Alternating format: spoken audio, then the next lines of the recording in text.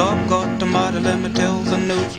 My head got wet in midnight dew. Great God, I've been down on my bended knees, talking to a man from Galilee. My God spoke and he sounded so sweet. I thought I heard the shuffle of angels' feet. He put one hand upon my head. Great God, the mighty, let me tell you what he said. Go tell that lonesome liar, go tell that midnight rider, tell the gambling, rambling, backslider, tell him God Almighty gonna cut him down. Digital image. And you know what it was?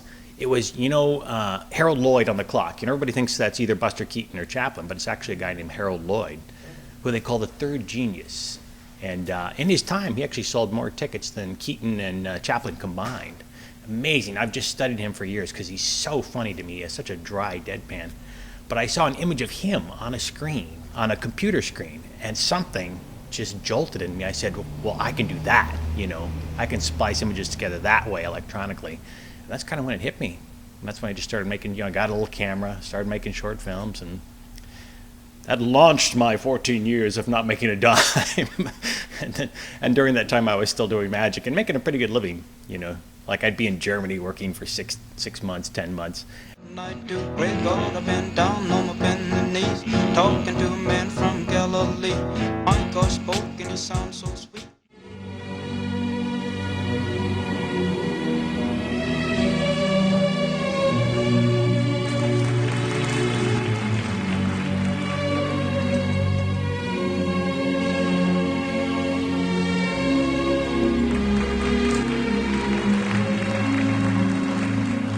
I think I was the second youngest guy to get into the Magic Castle, which is a place in Hollywood that also houses the Academy of Magical Arts. And I apprenticed there until I was 21, and then toured the world and did all kinds of fun stuff with my magic act. And one of the acts I had was like this 12-minute silent piece where there was no speaking. So that was great because you could go to any country. You could go to Japan, you could go to South America, you could go to anywhere in the world and do this act. And the other fun part was you're usually on a bigger show with a whole bunch of acts. So how much fun is that? I mean, it's like you're on a big tour bus or you're on the plane or whatever, and it's all together as a big group. Kind of like here, a merry band of artists sashaying about. But yeah, I did that for a long, long time. And it was funny, near the end of that stint, I started doing all these acts that had like stories in them. Because what I really wanted to do was make movies, but it just seemed impossible. I remember being backstage once and going across the street to a bookstore and pulling a book off the shelf about filmmaking. This was while I was doing my magic act. And reading about the process and going, nope, thank you. It was just so complicated with all the film and the, splicing with tape. I don't even know how they did it. But I'm working on several projects at once. One is called, what's it called? It's called Madeleine. It's a true story of a half East Indian, half American girl who becomes a spy during World War II. And the cool thing about this story is that she was raised by this holy man. His name's Hazrat Inayat Khan, and he was actually father of Sufism here in the West. The first dude to bring the ideas of the Sufi order to here to the West. And I don't know what year it was, but he meets this woman named Aura Ray Baker. They fall madly in love. They go back to Paris, which is where his home was, this beautiful home called Fazil Manzil, right on the outskirts of Paris. He raises this beautiful half East Indian, half American daughter as like a pacifist. And then she becomes a spy during World War II. And they fly her back behind enemy lines. And for, I think it was 120 days, she was literally the only free voice between occupied France and the Allies in London. I mean, it's the best script in the world. It's like a page turner. So I can't wait to make that. Based on a true story. And like the biggest in the big of Hollywood have loved this script, and like it was almost made and then not made. And so now we have it in our hot little hands, and we just can't wait to make it.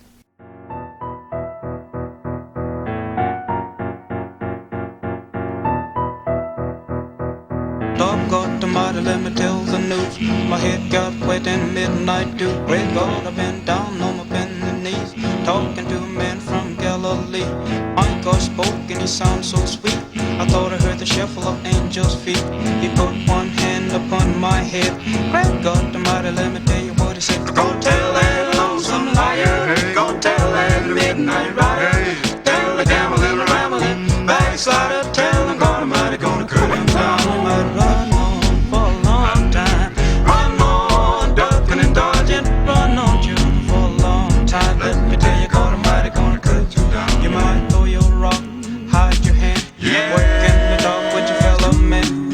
Show us God made you rich and poor. You gonna reap